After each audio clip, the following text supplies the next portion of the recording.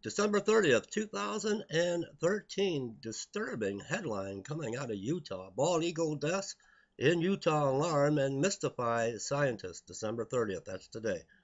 2013, Utah. Bald eagles are dying in Utah, 20 in the past few weeks alone, and nobody can figure out why. Hundreds of the majestic birds, many with wingspans of 7 feet or more, migrate here each winter, gathering along the Great Salt Lake and feasting on carp and other fish that swim in the nearby freshwater bays.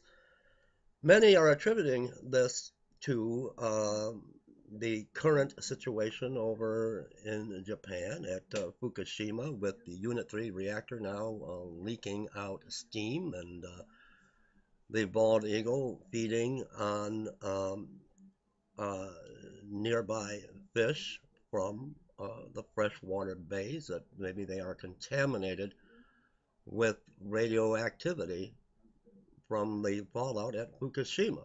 And we have the bluefin dolphin that now they are bleeding, and we're going to take a look at this in a moment. Now, earlier this month, however, hunters and farmers across 5 counties in northern and central Utah began finding the normally skittish raptors lying listless on the ground, and many suffered from seizures, head tremors, and paralysis in the legs, feet, and wings. Many of the eagles were brought to the Mammoth Wildlife Rehabilitation Center of northern Utah, where Buzz Marhaler, a longtime animal caretaker, and other handlers tried to save the birds. Within 48 hours, most were dead. It's just hard to have your national bird in your arms going through seizures in a way it can't control, when you can see its pain but don't know what's happening to it, said Marhaler, 56, co-founder of the facility in Ogden. As a human being, you just have problems with that, and when you lose one, it just grabs your heart. State wildlife specialists are also baffled. For weeks, officials have sent birds for testing at the National Wildlife Health Center in Madison, Wisconsin, hoping the results would offer clues. They began to rule out obvious possibilities. The birds were not shot by hunters, and officials don't believe the birds were poisoned. And I believe that would include radioactivity, of being poisoned from some radioactive material. There doesn't seem to be anything suspicious in that regard, said Mitch Lane, a conservation officer with the Utah Division of Wildlife Resources, who has responded to numerous reports of downed or sick eagles. At first, the agency's disease scientists guessed that the illness could be encephalitis, which is caused by the West Nile virus, but later ruled out that possibility. And although many sick eagles tested positive for lead, researchers did not think that it was killing the birds.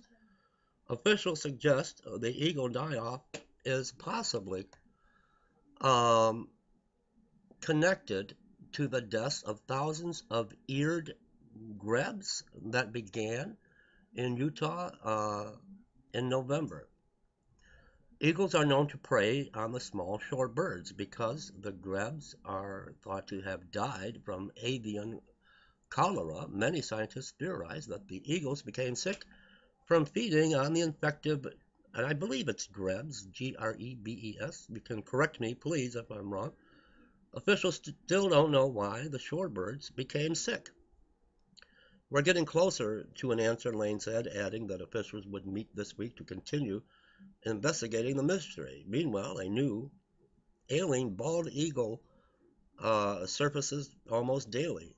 Scott Isaacson, 59, an attorney who lives in the town of Farmington, said he had been feeding his chickens one night this month when he spotted an eagle on the ground under a cottonwood tree where he was used to seeing 7 or 8 birds perched in the branches. I've never seen one on the ground, he said. He called wildlife officials who told him to approach the bird if it was healthy. It would fly off. The bird skittered into a nearby pond. It was really sad to see this graceful creature with its beautiful white head, its wings spread out in the water, he said. Wildlife officials later nabbed the bird, which was hissing and clawing as it was scooped up in the net. Bald eagles were removed from the endangered species list in 2007. Utah officials say 700 to 1,200 winter here each year. Some days have been especially hard on the staff. Every bird would come in more paralyzed than the one before it.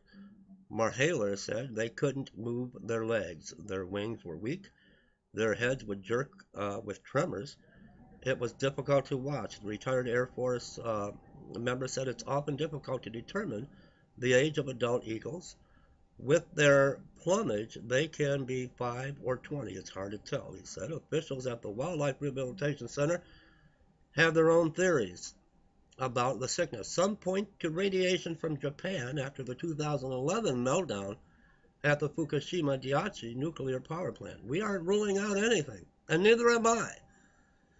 Marhaler said a call from Idaho shed new light. A wildlife official said bald eagles there were also getting sick, suggesting the birds were arriving in Utah already in bad health. So it appears they have arrived uh,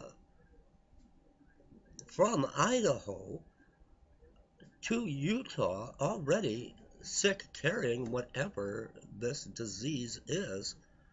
And again, I'm not on here to promote or fear or to hype up this channel in any way.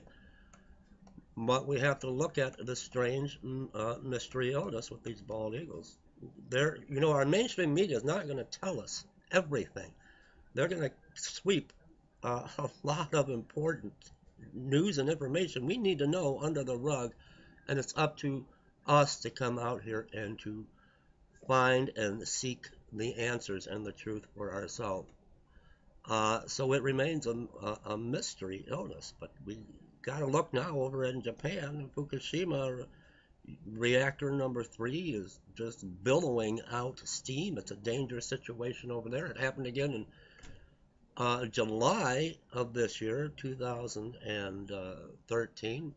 Steam coming from Unit 3 reactor. It happened in 2012.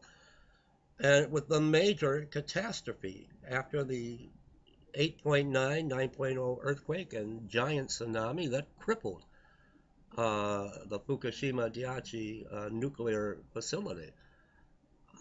We may be seeing some of this fallout. We need to be concerned. Right now, I can't confirm either way, but we need to be on our toes and take precaution. Leave me your comments, everyone. What do you think?